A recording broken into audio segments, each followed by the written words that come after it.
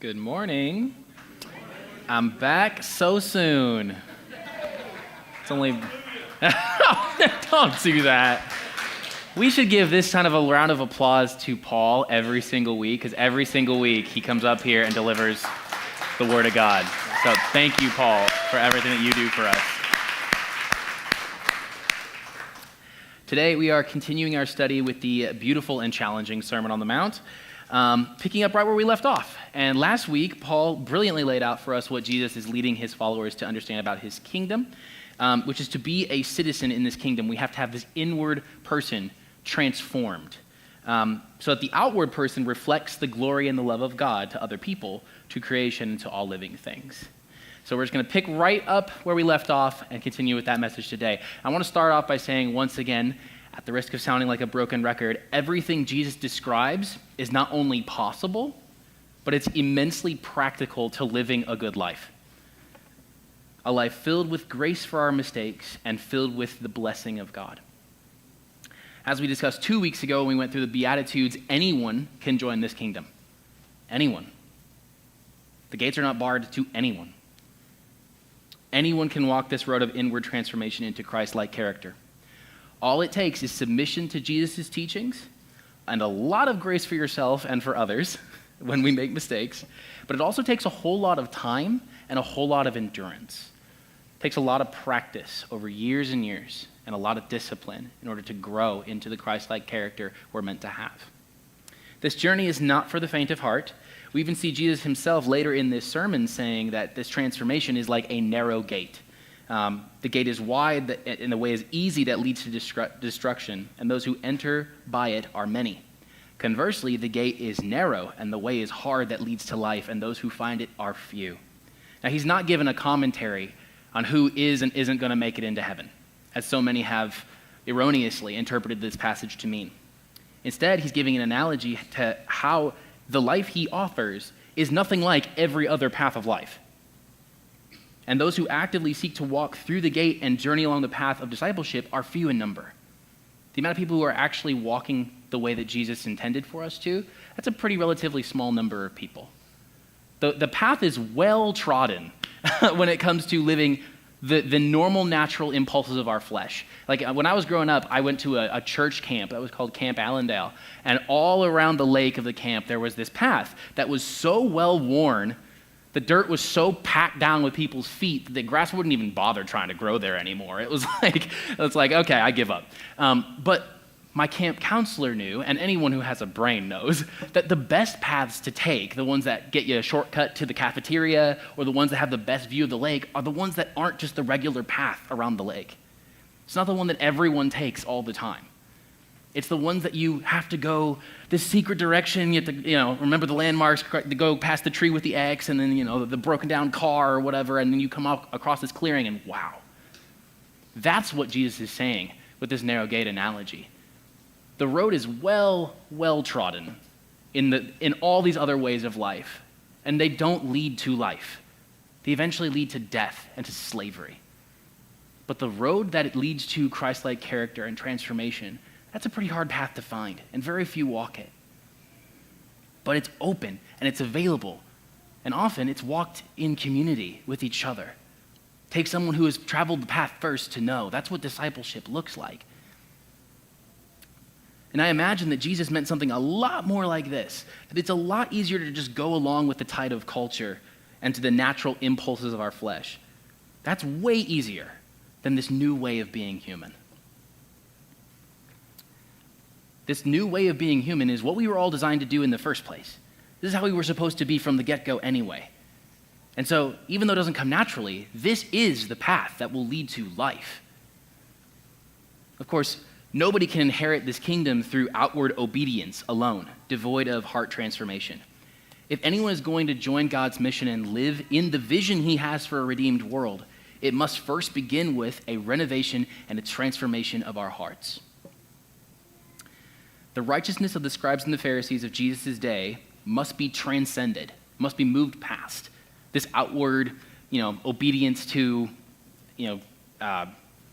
whatever people think is the right way to live life. That needs to be transcended. We need to go beyond just outwardly acting a certain way, but inwardly having no change. Jesus is saying, let's get to the root. Where's the heart posture? Because if you change your heart, your outward actions are going to flow from that. If we're ever to inherit the kingdom of heaven, that's what we need, is a transformation. But let's face it, is there anyone here who can say that they actively enjoy doing what they know to be wrong? By show of hands, who enjoys flying off the handle at their kids? That's what I thought. Who enjoys, relishes in tax evasion or looks forward to disrespecting their parents? Who loves their adulterous porn addiction or quietly celebrates in their heart when they take what isn't rightfully theirs? Nobody, right? Dallas Willard says, no one wishes to do evil for its own sake. We just find it unfortunately necessary. We want to do good, but are ready to do evil.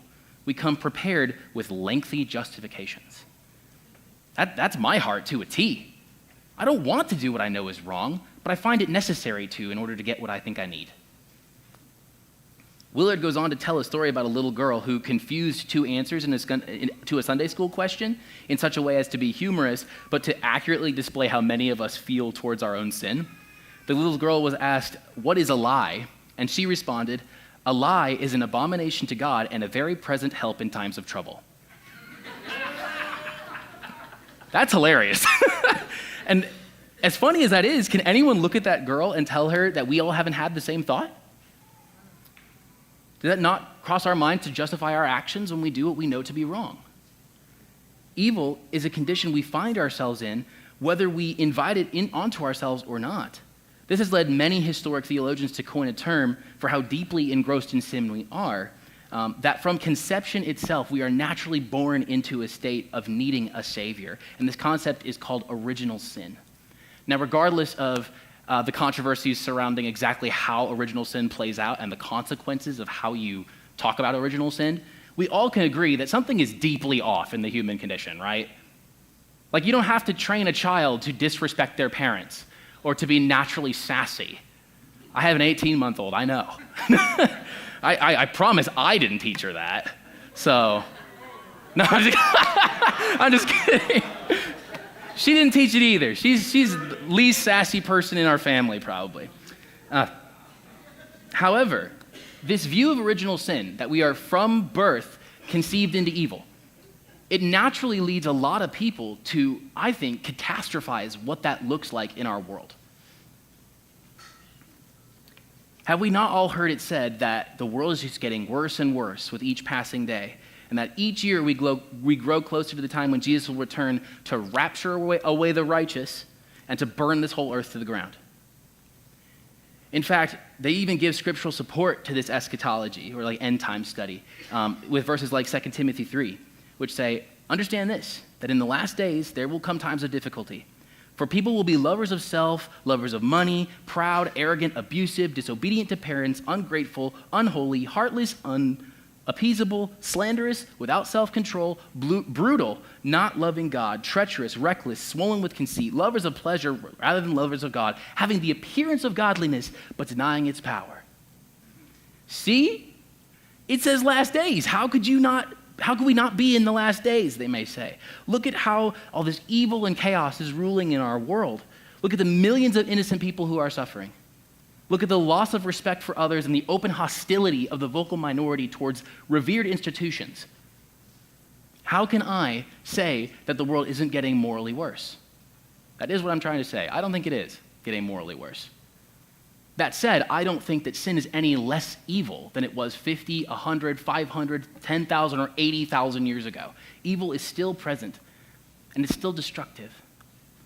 But what I am saying is, when we have entered into and been invited into this new kingdom that allows us to be transformed into Christ's likeness, why are we acting as if this evil isn't already a conquered enemy? Why are we acting as if our king, that this enemy has any room to have any authority over our Lord and our King Jesus? And why do we, as his emissaries, not trust that he has the power to overcome that?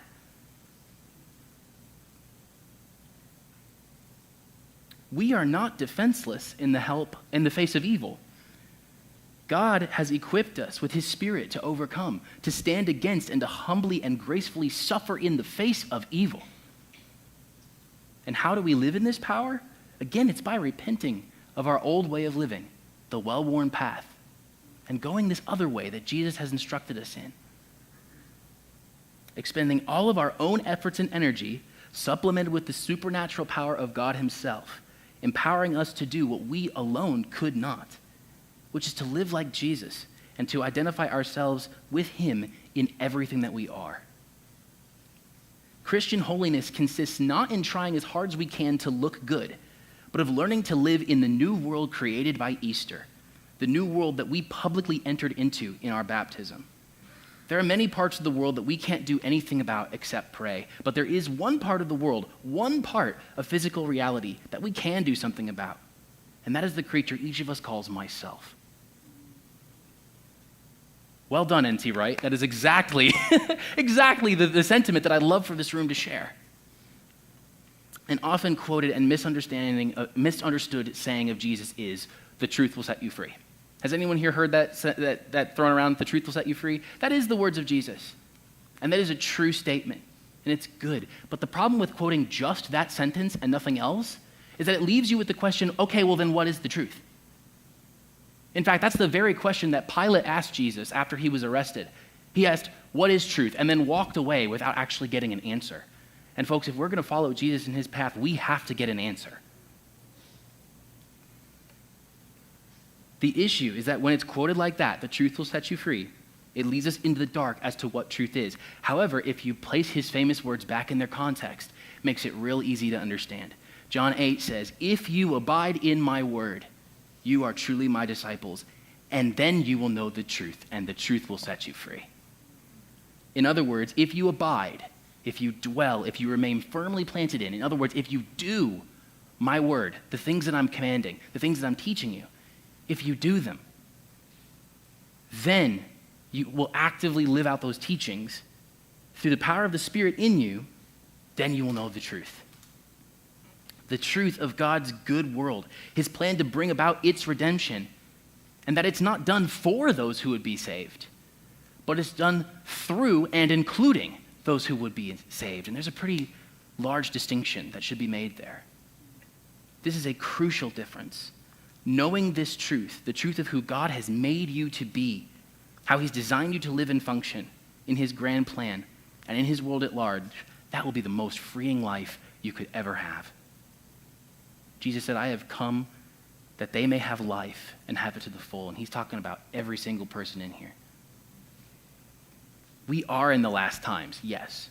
But the New Testament authors make it very clear that we've been in the last days ever since Jesus sat up on the cold slab in his tomb, took off his grave clothes, and walked out alive forever. The internet and the iPhone may make us more aware than ever just how much evil there is in the world, more than any other point in history. But that doesn't change the fact that evil is defeated. And that through walking in this path that Jesus has given us, we too can defeat evil in our own lives. Not one square inch of God's good creation that he will not abandon, not one square inch that Satan has claimed for himself will God not take back and redeem. And he will never give up on that, and he will use you and I to do it. What an amazing calling, what an amazing mission that we've been invited into. Here's what that will look like. A time will come in human history when human beings will follow the 10 Commandments and so on as regularly as they now fall to the ground when they step off a roof. They will be more astonished that someone would lie or steal or covet than they are now that someone would not. The law of God will be written in their hearts as the prophets foretold. This is an essential part of the future triumph of Christ and the deliverance of humankind in history and beyond. And if you're a student of history, you know how dark the past really was. The evils of slavery, the open acceptance and governmental support of sex work, the arrogance of the rich and the powerful, which led to systematic execution and starvation of millions of people. Oh, and that was only the last 200 years. Not to mention, the further back you go, the darker it gets. In the godless world of the Roman Empire, Those early Christians probably felt way more, or probably had way more justification for feeling hopeless than we do today. And yet, did they? Did they act hopeless? No. In fact, they entered into the darkest parts of human life and suffered right along with those who were suffering, to the point where within 300 years, they had peacefully and persuasively taken over the empire. That is that same calling that we have today. Romans 13 says, don't owe anything to anyone except a debt of mutual love. If you love your neighbor, you see, you have fulfilled the law. Commandments like don't commit adultery, don't steal, don't kill, don't covet, and any other commandment are summed up in this: love your neighbor as yourself. Love does no wrong to a neighbor, so love is the fulfillment of the law. All of the law of God is summarized in one word, and it's love. Actively seeking the best with affection, hope, and blessing for God, for your neighbor, for community, for your community, for ourselves, for our planet, for every part of human existence. That is transcending the righteousness of the scribes and the Pharisees. Love so deeply rooted in the makeup of your being that you simply could not imagine yourself doing the evil that once came so naturally. It would be as if it would be just as foolish, like we would find it just as foolish to sin, because we know that practicing righteousness is far better. It's kind of like how today I have the free will, if I want to go and eat sand. I can do that. There's nothing stopping me. It's just dumb. Like, why would I? One day that will be us, guys. One day, if we're walking in Christ likeness, sin will look like eating sand. It's not that we won't have the ability to. We will. We just won't do it because it will be foolish. Who wants that life? I want that life. I want that transformation in my heart where it's so deeply ingrained in who I am that it just looks like foolishness, even with all my justifications in mind, to do what I know to be wrong. That is what Christ is inviting us into, a life that's no longer just tied down to the sin that comes so naturally in our hearts. One day, through apprenticeship to Jesus, you will not seek to justify your outbursts of sin if and when they come, but will humbly request forgiveness from God and from your neighbor. You'll deeply desire to see reconciliation in all areas of your heart and in others, especially in the deepest areas of pain in our world. This is Jesus' call to us. This is life abundant, and this is the freedom life that he's offering to you and I. So with that introduction out of the way, the passage today is Matthew 5, 21 through 48. Wow, that's a lot of verses, right? And I have 12 minutes left, so yeah.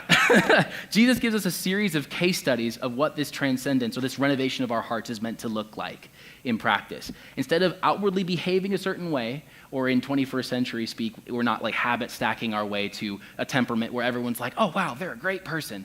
No, it's changing in here. And he's giving case studies to show where in here needs to change so that outward actions will follow suit.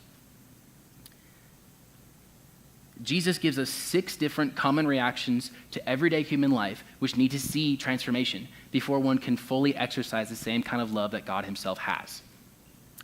And they are anger, lust, divorce, promising, retaliation, and hatred. Wow, I can cover all that in 10 minutes, right? And wow, what a light set of topics for us to go through today, right? Like, this should be a breeze. He begins his case studies with these words in Matthew 5. You have heard that it was said to those of old, you shall not murder, and whoever murders will be liable to judgment. But I say to you that everyone who is angry with his brother will be liable to judgment. Whoever insults his brother will be liable to the council, and whoever says, you fool, will be liable to the fires of hell. Now, careful examination of this passage reveals Jesus is actually advocating against 2 different sinful reactions which need to be surgically removed from our heart to be a kingdom citizen. Of course, the first is anger, and more specifically, anger out of pride. But secondly, and I think even more importantly, he's also condemning a very common sin in our culture. It's so common that many people no longer even recognize it in themselves or view it as a sin, and that is contempt. There's one emotion that seems to flow more naturally than any other in our culture today. There's no better candidate for the top of the list, in my opinion, than anger, and its twisted twin, contempt. No matter which side of the political aisle you're on, no matter your gender, your age, your social status, your skin color, or your faith, no emotion, no reaction is more easily aroused in us these days than anger and contempt. Now let me list some things that may bring anger to the surface of your heart. And I really want you to just pay attention to what's happening in your body when you hear these things. Like, do you feel your pulse rising? Do you feel your temples getting warm? Just pay really close attention as I list some of these things out, whether or not it elicits anger in you. Corporate greed, communism, Black Lives Matter, Donald Trump, Islamic terrorists, Planned Parenthood, Elon Musk, pride parades, the KKK, human trafficking, open borders, Fox News, CNN, child marriage, antagonistic atheism, drug cartels, worst of all, reckless drivers. Some of these things, they range in our opinions from like the spawn of Satan to God's blessing to our earth, right? But isn't it fascinating how quickly our minds can spiral us out of control into open hostility and rage at anyone whose opinion differs from us? Because like even in myself, as I'm reading this list, I'm like, it's just such a natural reaction. Anger is in fact so pervasive in our culture that social media companies such as Facebook and X, which is formerly Twitter, and TikTok have found a way to monetize it. According to many recent studies, estimates show that social media articles which elicit anger in the user are between 30 and 40% more likely to be reposted than articles that elicit happiness or surprise or sadness. And it's not that hard to see the effects of this addiction to anger that our culture has. Even offline, it's very easy to notice. What one can do in anonymity online becomes a naturally forming habit that leaks out of you. And it is helping you to become a person. Whether you think it is or not, every action that we do is forming us into a person, either a person of love or a person of hate. Jesus knew that if we were to cut off the head of the snake in our hearts, the snake bent towards evil and self-worship, he had to begin by plucking out one of its most venomous fangs, which was anger, specifically anger out of pride, which is a great sin.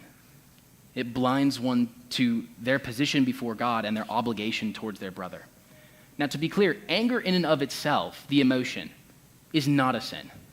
Anger is the natural reaction to the world being out of sorts, the same way that gravity is a natural reaction to us falling off a roof.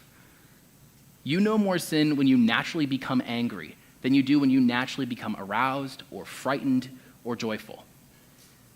In fact, if the emotion of anger in and of itself were a sin, God would be one of the biggest offenders of it, especially if you read Exodus, Numbers, Deuteronomy. God gets angry a lot of times.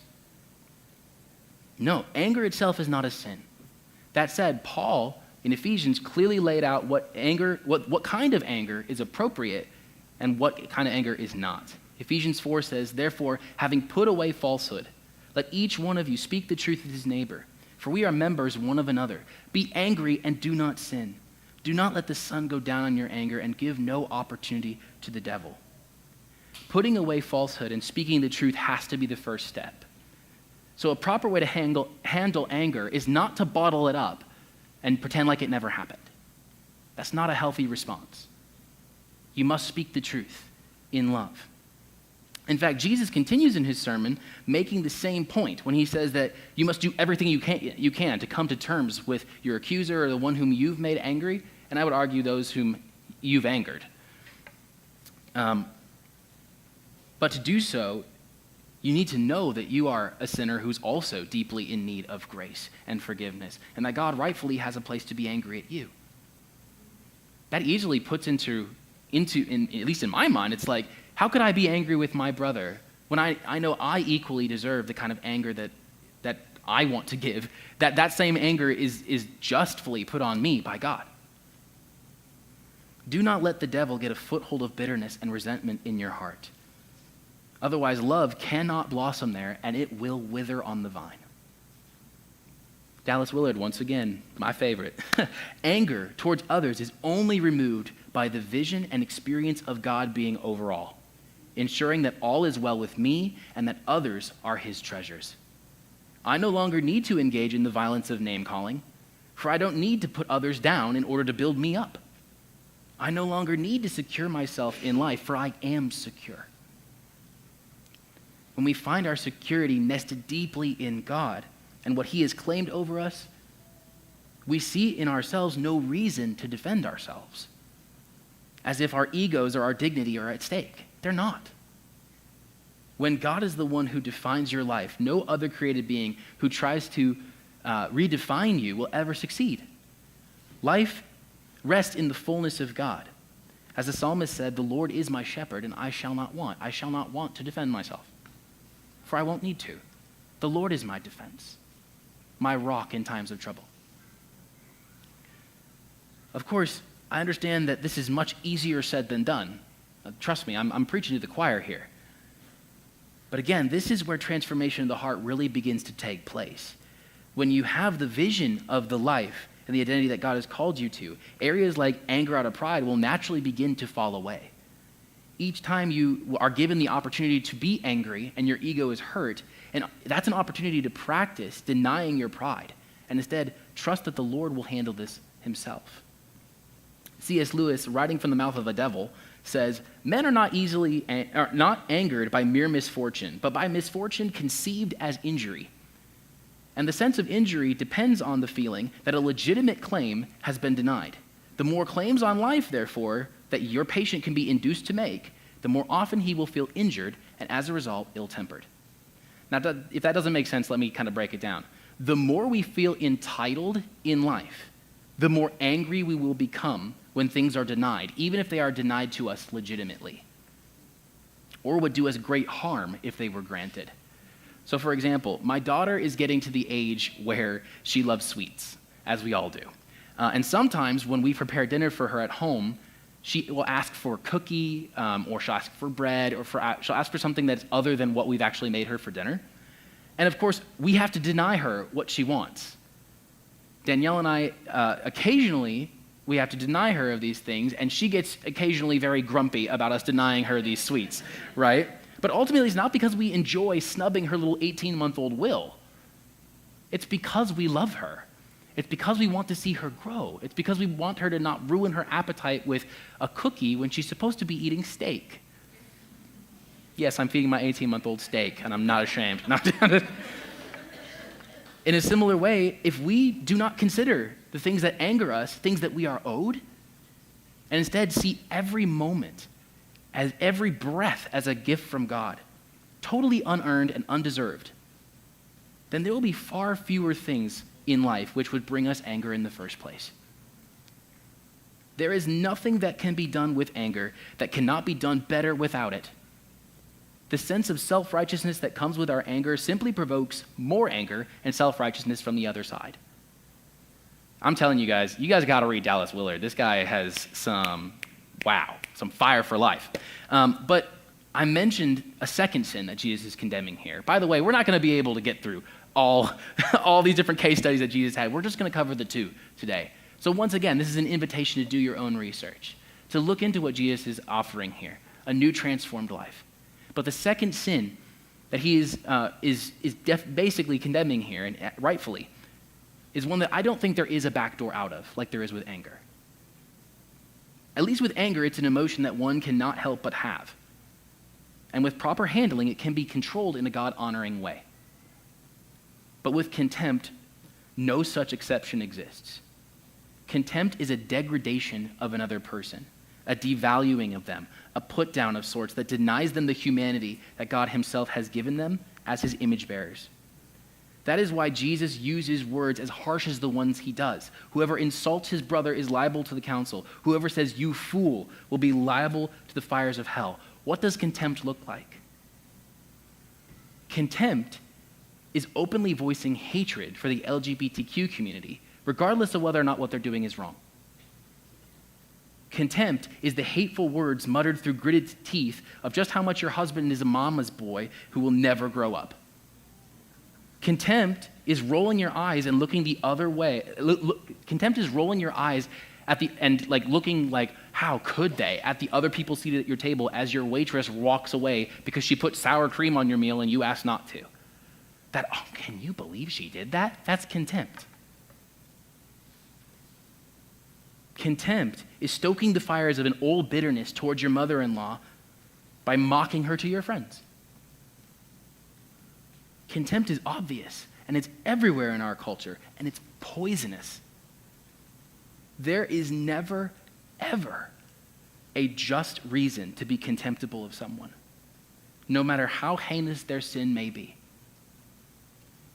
Now, if you've read Matthew before, you may remember that later in the book, Jesus himself is condemning the Pharisees for their hypocrisy, and he himself calls them fools. He says, "You blind fools," which is actually worse than just calling them fools. They're also blind fools. Of course, this echoes back to Jesus' sermon where he says that if you say, "You fool," you're going to go to hell, basically, which is not what he's saying, but he's basically saying that you are in danger when you do this. You said... we think naturally, okay, what gives, Jesus? You said not to say these words, and then you yourself use these words. Well, my answer is twofold. Firstly, and this should be obvious by now, the point of Jesus' message is not for us to avoid using the exact words, "you fool," but to continue on expressing, to say "you fool," but then continue expressing contempt in other terms. I can tell you that contempt is expressed in a multitude of words, most of which are never profane. I can tell you personally, and I'm sure that you can agree, that the scars that I carry from the words spoken of contempt over me contained no curse words or crude words at all, and yet they cut so deeply I still remember them, and they still hurt.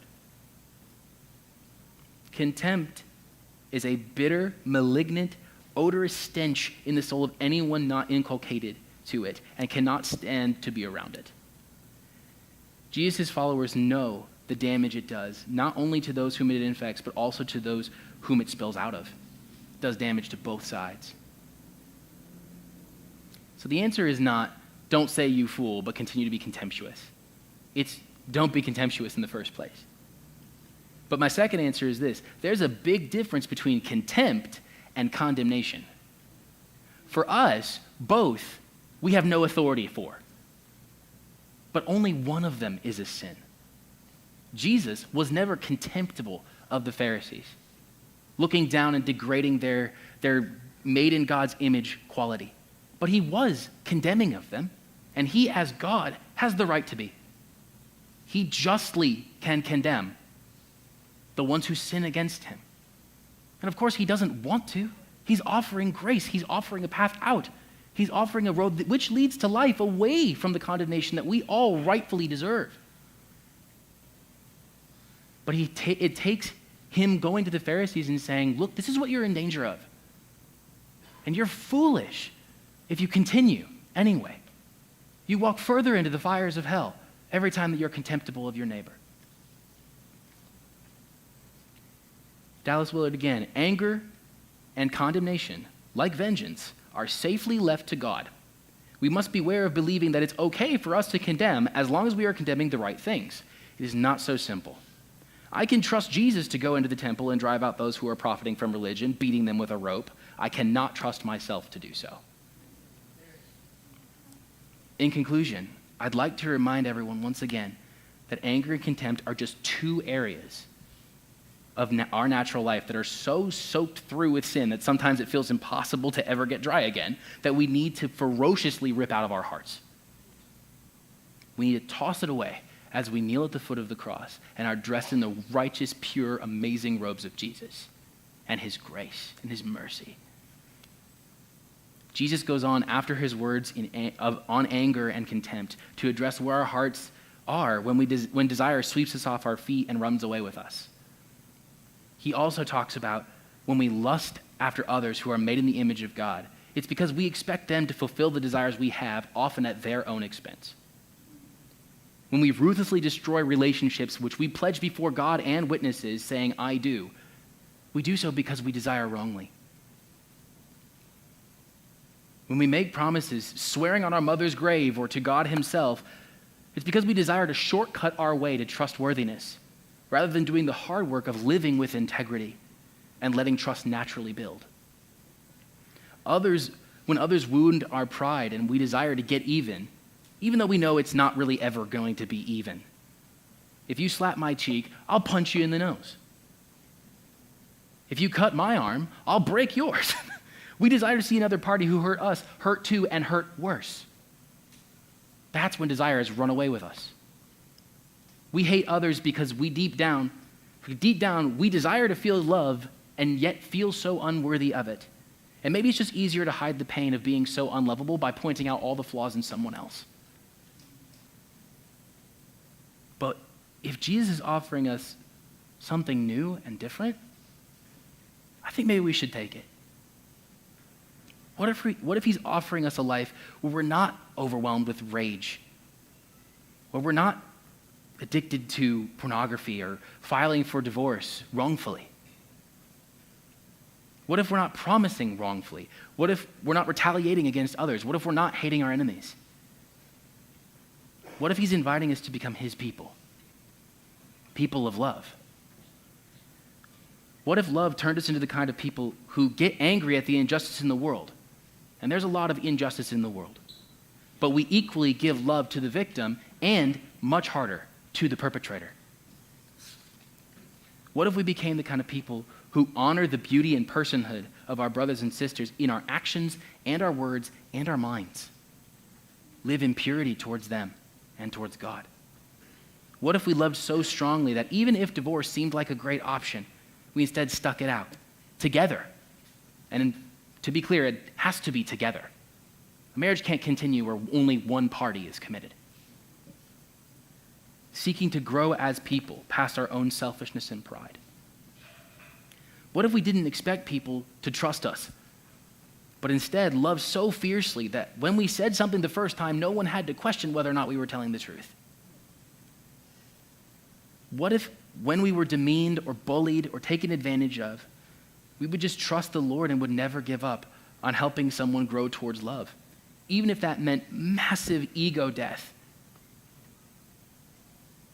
What if we honestly looked around and said, I have no enemies, and I actively seek the good of others, even and especially those who have wounded me the most deeply? Life is messy. And Jesus is not laying down a list of rules that you must follow. Again, I hope that's clear by now. What he's inviting us into is a change in here, so that out here, your world becomes different. You love in such a way that it's surprising even to yourself. Because through the small, minute decisions that you have made day by day, by day, by day, by day, you slowly grew into a person who loved like Jesus did.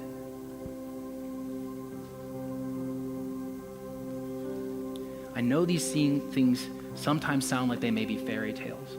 Like, how am I ever supposed to rid my heart of the pride which leads me to anger out of pride? How could I ever not have an ounce of contempt for those who I feel really deserve it? I can tell you how. It's through the power of God. It's through the Holy Spirit that you've been empowered with, who lives in your heart, who's guiding your actions, allowing you to do what you yourself on your own could never do. We can, with the sweat of our brow and the grace of our God, say with Paul one day, I have fought the good fight. I have finished the race. I have kept the faith. And how wonderful it will be one day when we can all say that. Jesus is giving us the freedom life. The life without want, because he will be all we want. A life without disappointment, because he'll be all we need.